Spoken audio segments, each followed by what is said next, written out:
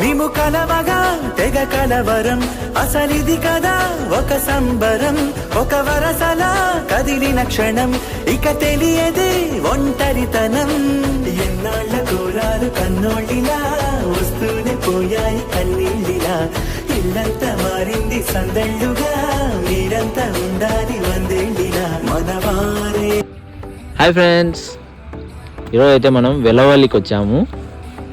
చూడొచ్చు మన భరత టీం అంతా వచ్చినాం అనమాట. సార్ అందరు ఇటు ఇటు చెప్పండి అమ్మా. ఆ లాస్ట్ ఎర్రసొక్క ఎవరు కనపరాలే, లడ్డుగాడు వైట్ గాడేది మెయిన్ క్యాండిడేట్. గైస్ మొత్తానికి అయితే వెలవల్లికి ఇచ్చాము మనం.